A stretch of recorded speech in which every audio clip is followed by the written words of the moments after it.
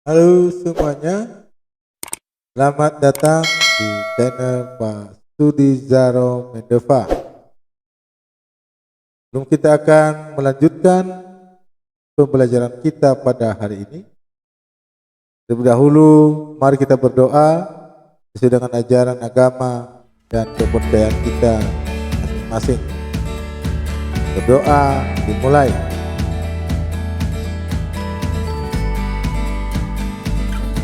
Berdoa selesai.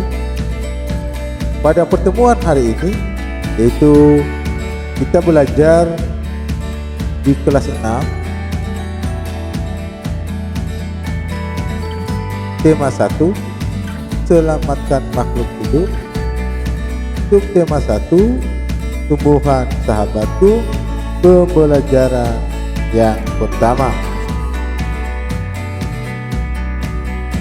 Perhatikan berbagai tumbuhan di sekitarmu. Apa manfaat tumbuhan bagi kehidupan? Yuk kita cari tahu. Amatilah gambar berikut ini. Ya, adik-adik, anak-anak semuanya coba diperhatikan gambarnya ya. Itu ada tumbuhan, ada hewan, ada manusia, ya. Ada burung. Yang kita lihat pada gambar adalah tumbuhan dimanfaatkan oleh manusia dan hewan sebagai bahan makanan. Jadi, tumbuhan merupakan sumber kehidupan bagi semua makhluk hidup. Ya, kita ingat itu ya, bahwa tumbuhan itu adalah sumber kehidupan bagi semua makhluk hidup. Apa saja manfaat tumbuhan bagi manusia dan hewan? Yang pertama dulu yaitu manfaat tumbuhan bagi manusia, antara lain 1. Sumber energi atau bahan makanan. Yang kedua, sumber oksigen untuk bernafas. Yang ketiga yaitu sumber vitamin. Yang keempat sebagai peneduh. Yang kelima sebagai bahan obat-obatan. Yang keenam sebagai pemerindah bumi. Nah, sebagai pemerindah bumi ini anak-anak semuanya atau adik-adik semuanya, itu kalau nggak ada tumbuhan, maka bagaimana kita lihat bumi kita ini gersang ya. Jadi salah satu manfaat tumbuhan yaitu untuk keindahan. Manfaat bagi hewan antara lain 1. Sebagai bahan makanan. Jadi sama dengan manusia ya, hewan juga makan dari tumbuhan. Yang kedua, sebagai sumber oksigen. Sama aja dengan manusia karena hewan juga memerlukan oksigen untuk bernapas. Yang ketiga, sebagai tempat tinggal. Mungkin anak-anak semuanya atau adik-adik semua pernah melihat ya sarang burung ya, dia ditaruh di atas pohon. Atau mungkin ada pernah kalian lihat pohon yang besar lalu ada lubang, disitulah dijadikan sebagai tempat tinggal. Ada burung yang tinggal di pohon-pohon atau di lubang pohon. Jadi itu manfaat tumbuhan bagi manusia dan hewan. Dan mungkin ada yang lain lagi secara tindakan adik-adik coba pikirkan lagi, coba bahas lagi. Setelah mengetahui manfaat tumbuhan bagi kehidupan, Edo ingin belajar lebih jauh mengenai perkembangbiakan tumbuhan. Cermati kisah Edo berikut ini. Liburan sekolah telah tiba. Edo mengunjungi pamannya di desa. Dia seorang petani jagung. Edo datang ke rumah pamannya tidak untuk berlibur saja. Edo juga ingin belajar. Ibu guru memberikan tugas selama liburan. Ibu guru ingin anak-anak memberikan laporan tentang satu hal yang menarik dan bermanfaat yang dilihat selama liburan. Edo ingin mengetahui tentang tanaman jagung, terutama tentang perkembangbiakannya. Berikut adalah laporan pengamatan Edo.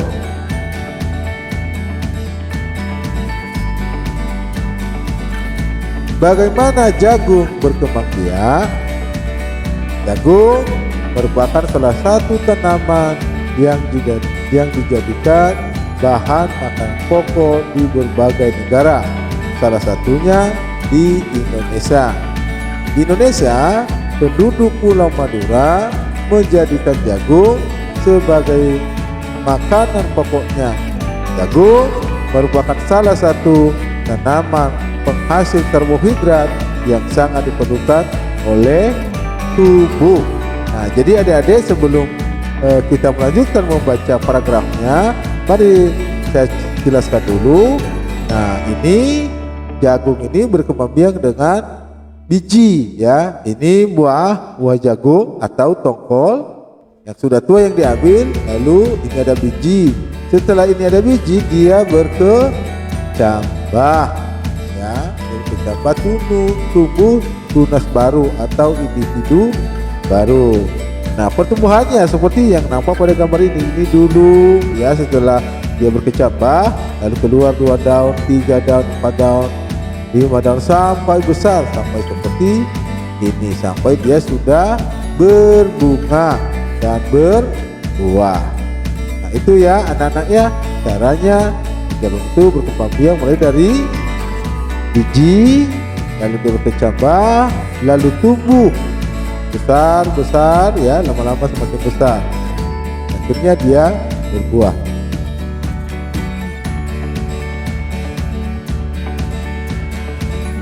Seorang petani jagung memulai pembiakan tanamannya dengan menanam biji jagungnya seperti yang Bapak jelaskan tadi.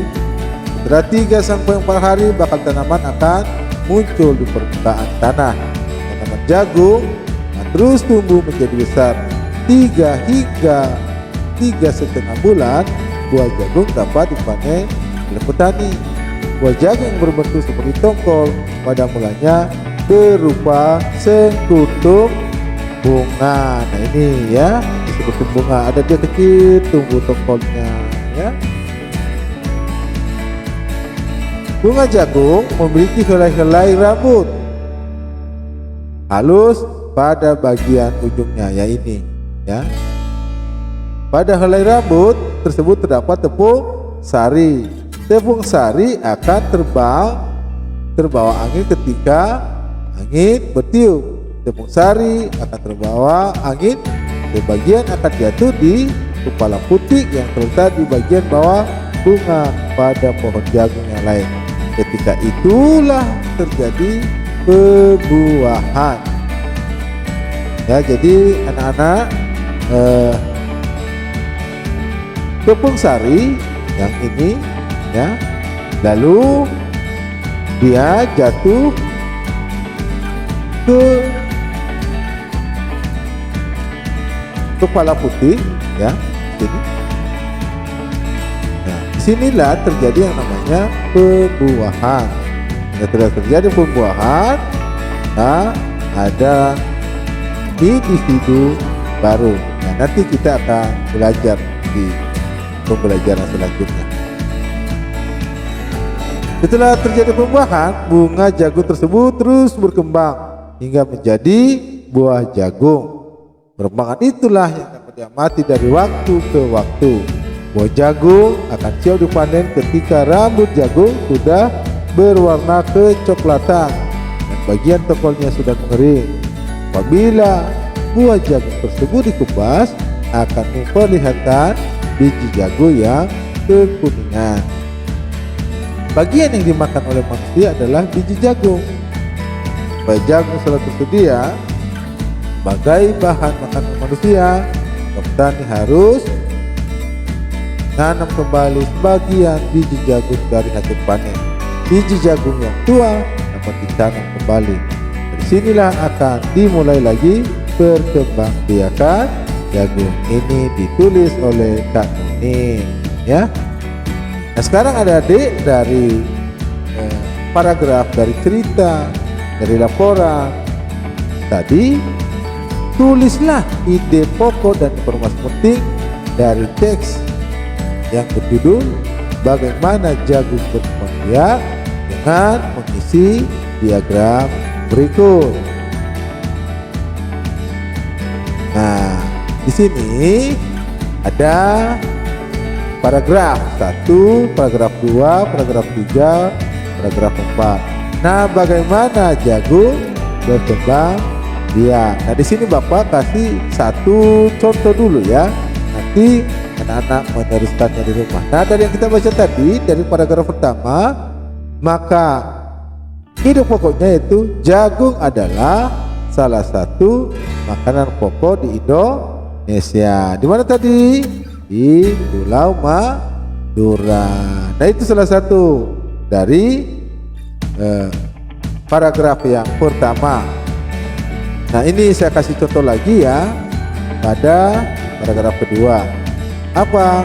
Ide pokoknya yaitu perkembangbiakan jagung dengan gigi. Ya demikian ya anak-anaknya, nanti kamu teruskan apa di paragraf 5, apa di paragraf keempat dan paragraf ketiga. Jadi kerjakan ya. Salah satu contoh tumbuhan yang berkembang biak dengan bunga adalah tumbuhan jagung.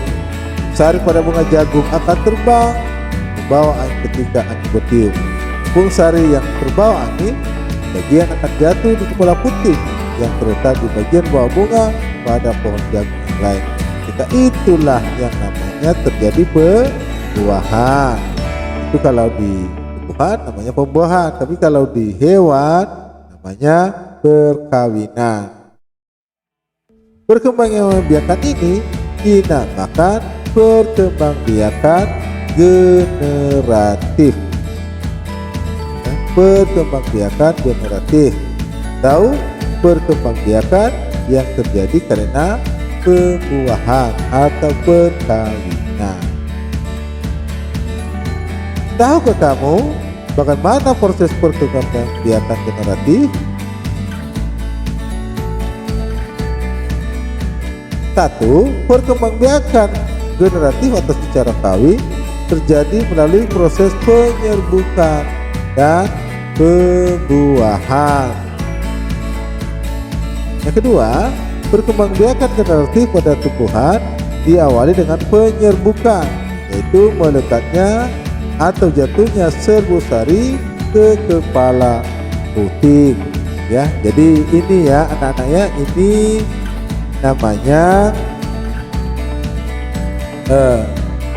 bakal biji, ini namanya dasar bunga, ini namanya kelopak, ini namanya benang sari, ini namanya mahkota. Nah, di sini ada kepala sari, ada tangkai sari, ada kepala putih, ada tangkai putih.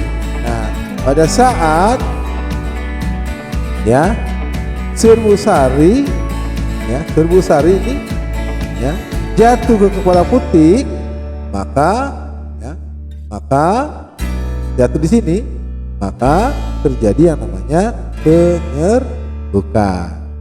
Yang ketiga, setelah terjadi penyerbukan pada serbu sari, tumbuh bulu serbu sari yang menuju ke ruang bakal biji. Nah, di sini kemudian serbu sari akan masuk ke ruang bakal biji melalui bulu serbu sari.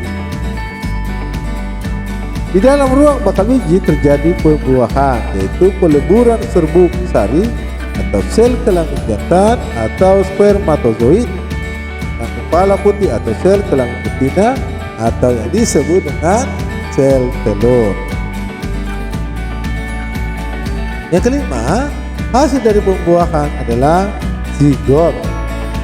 Tenang, zigot berkembang menjadi lembaga, lembaga berkembang menjadi bakal biji berkembang menjadi biji dan bakal buah. Kemudian bakal buah berkembang menjadi daging buah. Lembaga yang berada di dalam biji merupakan calon tumbuhan baru. Tumbuhan yang berkembang biak secara generatif antara lain padi, mangga, durian, dan jambu, dan ada lagi yang lainnya. Ya, bisa anak-anak nanti cari contoh-contoh yang lain.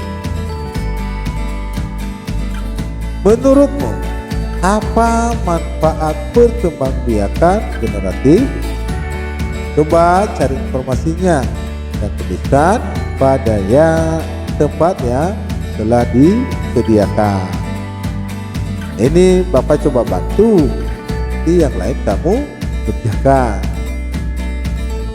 Manfaat perkembangbiakan generatif: 1. Dapat menghasilkan bibit yang mempunyai akar dan batang yang kuat. Jadi kalau perkembangbiakan generatif itu dia akan menghasilkan bibit yang kuat, juga batang akar yang kuat. Maaf ini salah, akar ya. Dapat mengerjakan pengembangan varietas baru, tumbuhan baru dengan penghilangan. Jadi anak-anak ada beberapa lagi manfaatnya. Nanti kamu pelajari, cari informasi di buku, di perpustakaan, atau mungkin di internet ya. Coba bayangkan seandainya tumbuhan tidak berkembang biak, apa yang akan terjadi? Bunga yang indah bukan hanya tumbuh di Indonesia.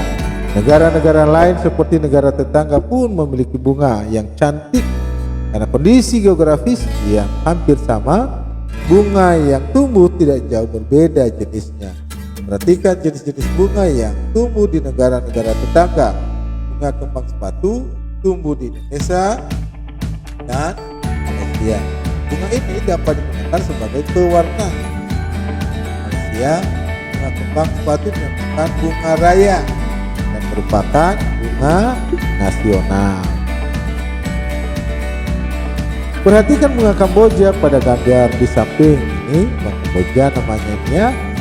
Bunga ini sering digunakan dalam perlengkapan tari di Bali.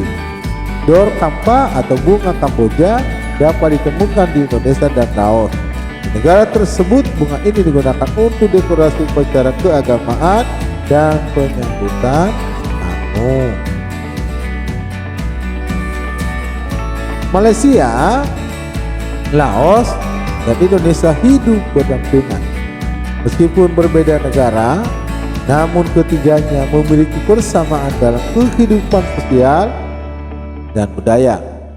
Masih banyak negara lainnya yang memiliki kesamaan. Oleh sebab itu, mereka menggabungkan diri dalam suatu organisasi yang bernama ASEAN, yaitu Persatuan Negara-Negara Se-Asia Tenggara. Berikut adalah ke-10 negara ASEAN. Nah, ini anak-anak ya yang sudah termasuk negara ASEAN atau negara-negara tetangga kita. Ini Myanmar ya, Myanmar, Thailand, Kamboja, Singapura, Indonesia ya, Laos, Vietnam, Malaysia, Filipina, dan Brunei Darussalam. Nah, itulah negara-negara anggota ASEAN.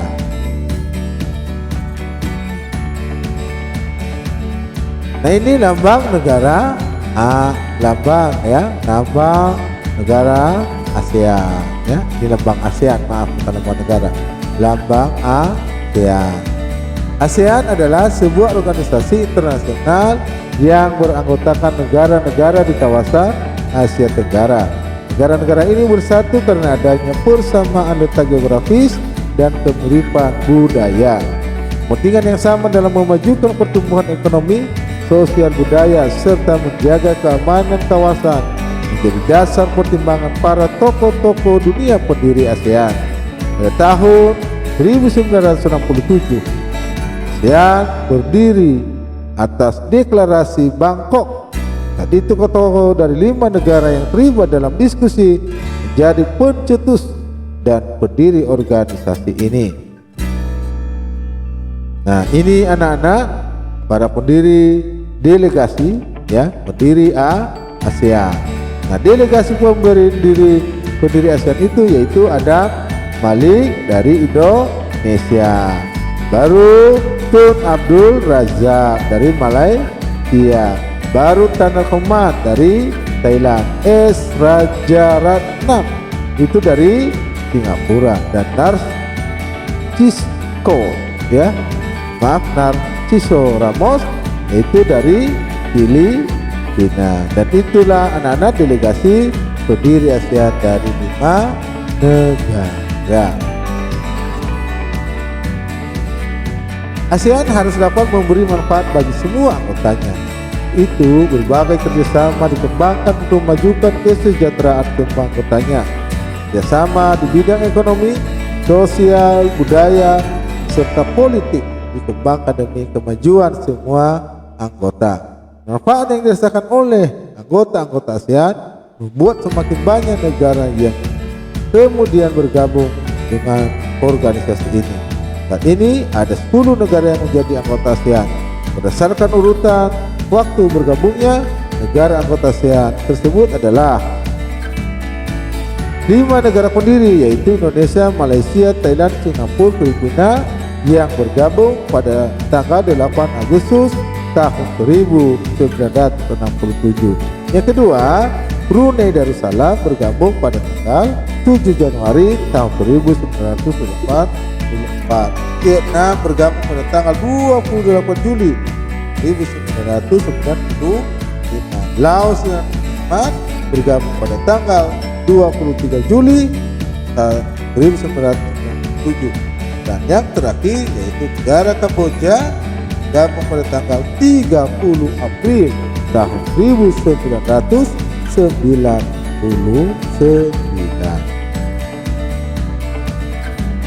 Ini anak-anak negara anggota ASEAN. Pertama, Brunei Darussalam. Kampung Ayer adalah desa terapung di Brunei Darussalam. Tahun 1400 Kampung Ayer sempat menjadi pusat pemerintahan, dan ini banyak penduduk yang memiliki perang pribadi dan disimpan di bawah rumah apung mereka.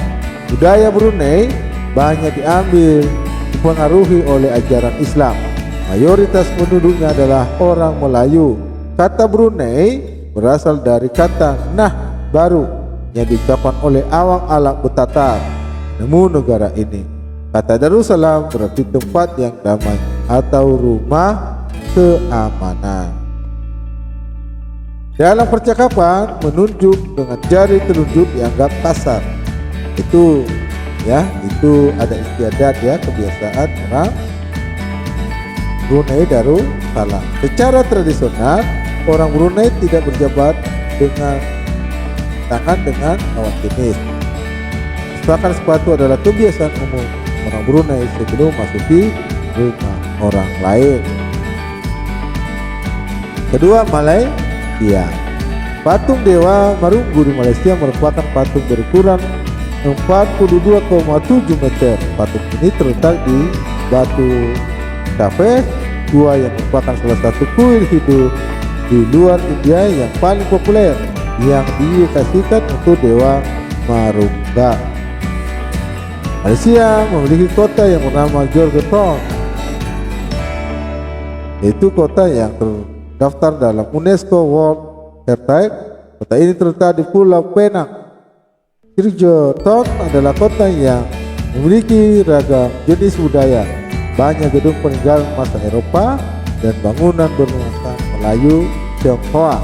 3 kaum utama di Malaysia adalah Melayu, Cina, dan India. Musik tradisionalnya banyak dipengaruhi oleh budaya Cina, Islam, India, dan Indonesia. Makanan khasnya adalah nasi lemak. Filipina. Budaya Filipina merupakan hasil perpaduan antara budaya Barat dan Timur. Kehidupan budayanya dipengaruhi oleh budaya Melayu, Cina, dan Spanyol. Bahasa Filipina adalah bahasa nasional dengan bahasa Inggris sebagai bahasa pengantar untuk urusan perdagangan atau pergaulan. Ada 8 dialek utama yang digunakan oleh masyarakat Filipina, yaitu Tagalog, Cebuano, Ilocano, Hiligaynon atau Ilonggo, Bicol, Waray, Pampango, dan Pangasinsen. dan opo adalah sebutan orang Filipina terhadap orang yang lebih tua. Mereka memanggilnya dengan menggunakan kata-kata seperti kuya, ate, manong, atau manang yang menunjukkan rasa penghormatan. Jabat tangan adalah bentuk salam yang paling sering dijumpai di Filipina. Tarian tinikling merupakan tarian masyarakat Filipina. Dan ini menceritakan tentang burung tinikling yang berjalan melompat menghindari perangkap bambu petani padi. Kamboja. Banyak candi di Kamboja terbuat dari batu dewa-dewa dari agama Hindu dan Buddha terukir pada tembok. Tari Aspara lahir pada 2000-an tahun lalu. Relief tarian banyak ditemukan di bangunan-bangunan keagamaan di Kamboja. Orang Khmer mengenakan shawl kotak-kotak yang terutama. Pria dan wanita Khmer mengenakan bandul Buddha pada kalungnya. Tujuannya adalah untuk menjaga dari roh jahat dan membawa keberuntungan. Makanan terkenal Kamboja adalah cha yang berarti tumisan. Myanmar. Myanmar disebut sebagai negara 1000 pagoda. Hal ini disebabkan karena sangat mudah menemukan kuil-kuil suci Buddha. Mayoritas penduduk Myanmar adalah keturunan Tibet. Bahasa yang digunakan adalah bahasa Burma. Pakaian tradisional Myanmar yang disebut Longyi mirip sarung Indonesia. Namun kain ini membelit bagian tubuh mereka mulai dari perut hingga betis. Longyi yang berbahan kain katun bukan saja dikenakan pria dewasa namun juga anak-anak dan wanita. Vietnam. Permainan menangkap jangkrik dengan mata tertutup adalah permainan tradisional anak Vietnam. Anak yang berada di tengah lingkaran, matanya ditutup kain, menangkap salah satu teman dan menebak namanya. Vietnam terkenal dengan baju khasnya yang disebut Ao Dai. Topi caping pun banyak ditemui di sana. Orang Vietnam gemar duduk di ingklik, yaitu kursi yang sangat pendek. Bukan hanya untuk makan, bahkan untuk mengobrol pun mereka senang duduk di atas ingklik. Mayoritas orang Vietnam memiliki nama keluarga Nguyen. Hal ini disebabkan karena dinasti Nguyen berkuasa mulai tahun 1803 sampai 1995 dan merupakan dinasti terakhir di Vietnam. Sekarang Laos. Nama Laos berhubungan dengan penemunya, yaitu Ai Lao. Orang Laos terkenal kesabaran dan kesederhanaannya. Ini terkait dengan ajaran agama Buddha yang banyak dianut masyarakatnya. Olahraga tradisional di Laos adalah katao, seperti olahraga bola voli yang menggunakan kaki untuk menangkap dan memukul bola. Bola terbuat dari anyaman bambu. Tahun baru Laos disebut Pun Pimai. Semua penduduk membersihkan rumah, mengenakan pakaian baru, dan cuci patung-patung Buddha.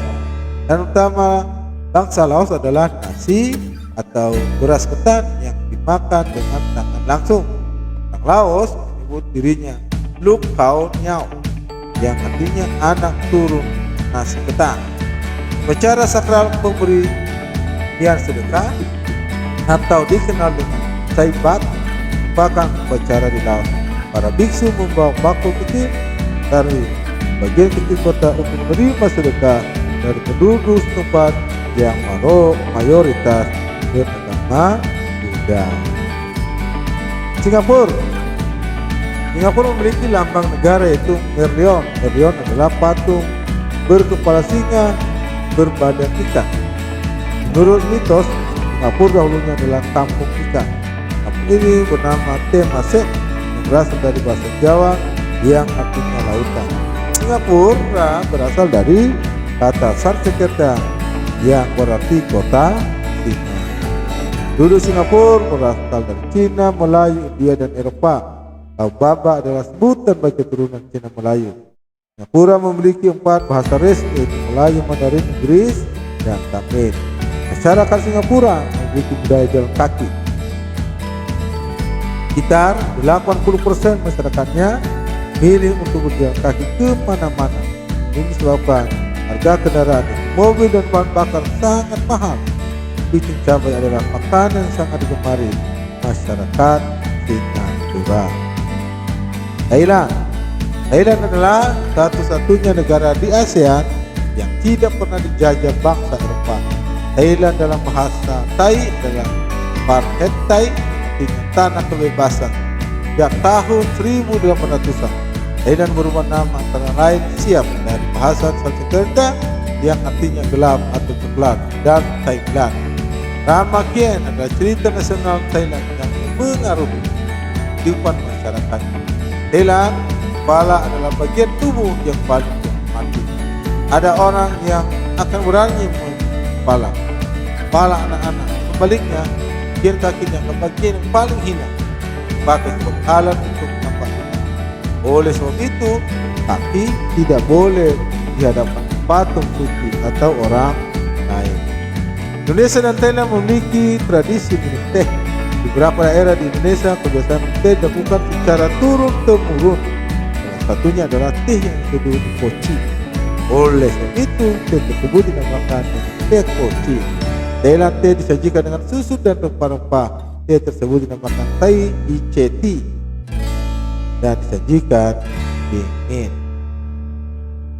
Nah, bagaimana dengan kehidupan dan budaya Indonesia? Itu kita tahu ya, diskusikanlah budaya dan kehidupan sosial masyarakat Indonesia dengan temu. Kondisi geografis Asia Tenggara. Geografis Asia Tenggara berada di antara tiga perairan, yaitu Samudra Hindia dan Teluk Benggala di bagian barat, Laut Cina Selatan di utara, dan Samudra Pasifik di timur. Wilayah Asia Tenggara bagi menjadi dua dataran, yaitu satu dataran berbentuk semenanjung wilayah yang berbentuk semenanjung adalah Myanmar, Thailand, Laos, Kamboja, Vietnam, dan wilayah Malaysia bagian barat. Daratan berbentuk gugusan kepulauan wilayah, itu gugusan kepulauan adalah Filipina, Indonesia, wilayah Malaysia bagian timur, Singapura, dan Brunei Darussalam. Pilihlah dua negara ASEAN, carilah perbedaan dan persamaan karakteristik dari kedua negara tersebut, mulai dari tumbuhan yang hidup, khususnya bunga yang menjadi ciri khas negara, dan kondisi sosial budaya mereka. Kamu bisa menyebutkan nama bunga, nama sebutan apabila ada, pemanfaat, dan tempat tumbuhnya. Tulislah pemikiranmu tentang karakteristik negara pada diagram pen yang telah disiapkan. Nah, ini anak-anak, apa kasih contoh salah satu di antara negara-negara ASEAN. Nah, jadi itu ada dua negara ya seperti ini yang dibahas tadi. Nanti kamu kerjakan seperti ini. Contohnya negara Indonesia dengan negara Singapura ya.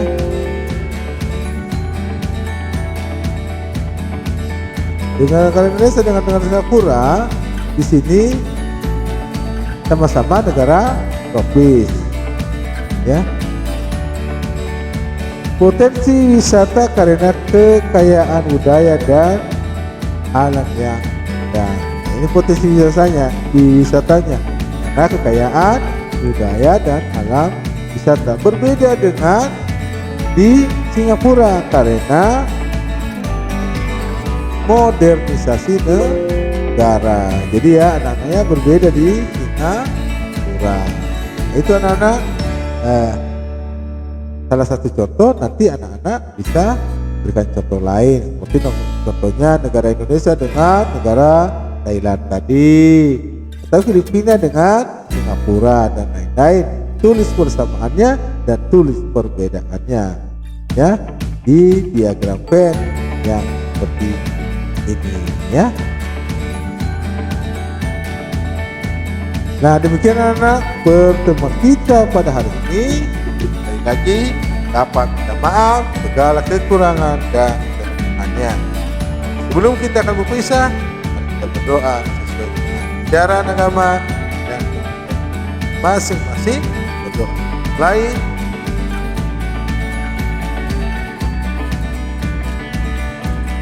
Berdoa selesai. Lupa kita melaksanakan protokol kesehatan 3M. Itu cuci tangan dengan sabun di air yang mengalir.